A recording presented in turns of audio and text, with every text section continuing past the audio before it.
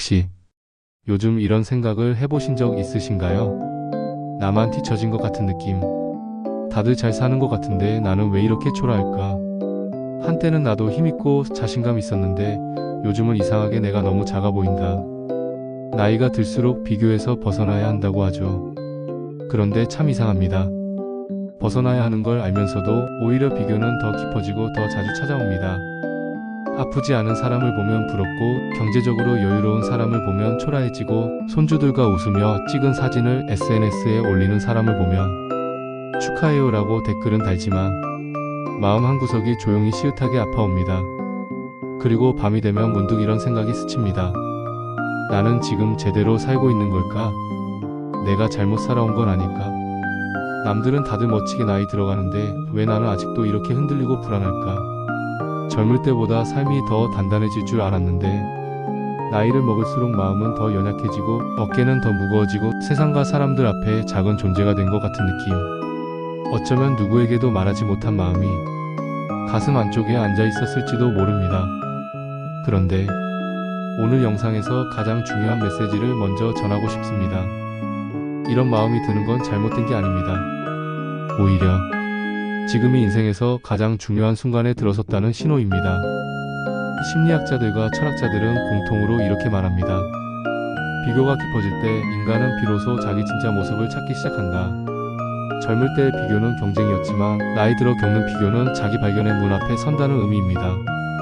그리고 오늘 이 영상을 끝까지 함께 하신다면 비교 때문에 밤마다 마음이 답답했던 그 감정이 조금씩 풀리기 시작하고 평생 묻어두고 살아왔던 진짜 나가 조용히 깨어나는 순간을 분명히 경험하시게 될 겁니다. 1부. 나이가 들수록 비교가 더 심해지는 진짜 이유. 젊을 때 우리의 삶의 질문은 이랬습니다. 앞으로 뭐가 될까? 어떻게 살아야 하지? 무엇을 이루고 싶을까? 그래서 비교를 하더라도 지금은 부족해도 괜찮지. 앞으로 기회가 많으니까. 이런 식으로 스스로를 위로할 수 있었습니다. 그런데 50대, 60대, 70대가 되면 삶의 질문이 완전히 달라집니다. 이렇게 살아온 게 맞았을까? 내 인생 잘 살아온 걸까? 내가 놓친 건 없었을까? 앞을 바라보던 삶에서 뒤를 돌아보는 삶으로 바뀌는 순간 비교는 단순한 견제가 아니라 평가가 됩니다. 남들의 삶과 비교하며 내 삶을 평가하기. 후회와 죄책감 그리고 무기력한 생활들. 이 흐름이 반복되면 사람은 자신감보다 죄책감을 더 많이 느끼게 됩니다. 그리고 스스로를 작아 보이게 만듭니다. 하지만 여기서부터 정말 중요한 이야기가 시작됩니다. 비교는 실패의 신호가 아니다. 비교는 삶이 나에게 질문을 시작했다는 신호다. 심리학에서는 이렇게 정의합니다. 비교는 내가 되고 싶었던 나와 마주한다는 뜻이다. 우리가 누군가를 보며 마음이 흔들린 이유는 그 사람이 뛰어나거나 부자여서가 아닙니다. 그 사람이 한 번도 충분히 사랑해준 적 없는 또 다른 나처럼 보이기 때문입니다. 2부. 고백 사례를 들어볼까요? 62살 남성이 상담을 요청했습니다. 평범하고 성실하게 살아온 분이었습니다. 집도 있고 자식도 잘 키웠고 큰 문제 없이 직장 생활을 마쳤고 누구에게나 착하고 책임감 있는 사람으로 기억되는 아버지, 남편이었습니다. 그러던 어느 날부터 비교가 갑자기 폭발적으로 심해졌습니다. 비슷한 나이의 사람들이 걷기 모임, 골프, 여행, SNS 활동을 즐기는 모습을 보면서 그는 마음속으로 이런 톡백을 반복했다고 합니다. 저 사람들은 다 멋지게 늙어가는데 나는 뭐하고 살았지? 왜 나는 이렇게 초라할까? 그는 상담 초반 내내 조용히 말했습니다. 다른 사람들은 뭔가 있는데 저는 아무것도 없어요.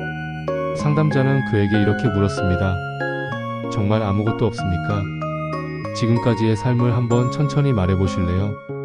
그는 잠시 말을 잇지 못하다가 천천히 마치 오래 잠겨있던 기억을 꺼내듯 이야기하기 시작했습니다. 첫 취업 성공해서 부모님께 전화했던 날, 아이가 태어나서 떨리는 손으로 처음 안았던 순간, 가족을 먹여 살리려고 하고 싶지 않은 일도 참고 버텼던 시절, 부모님을 떠나보내며 아무도 모르게 흘렸던 눈물의 밤.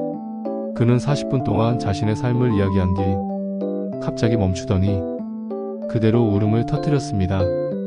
그리고 아주 조용히 이런 말을 했습니다. 내 인생 생각보다 참 열심히 살아냈네요. 그날 이후 그는 남들과 비교하는 시간이 줄어들었습니다. 많은 것을 바꾼 것이 아니었습니다. 오직 하나만 달라졌습니다. 그는 남의 인생을 바라보던 눈을 거두고 자기 인생을 바라보기 시작했습니다. 3부. 비교가 사라지는 가장 쉬운 방법. 남을 덜 보는 것이 아니라 나에게 시간을 돌려주기.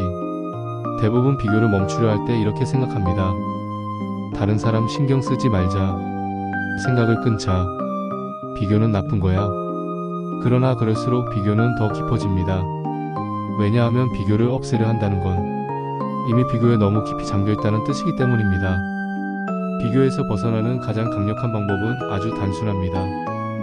남을 덜 보는 것이 아니라 나를 더 돌보는 것. 예를 들면 오늘 가장 마음이 가는 음악 한 곡 듣기, 10분이라도 햇볕 아래 산책하기, 좋아하는 차 한 잔에 몸을 기대기, 하고 싶었던 취미 다시 꺼내보기, 오늘도 잘 견뎠다고 스스로에게 말해보기, 오래 미뤄둔 전화 한 통 해보기, 아침 햇빛 보며 조용히 숨 고르기.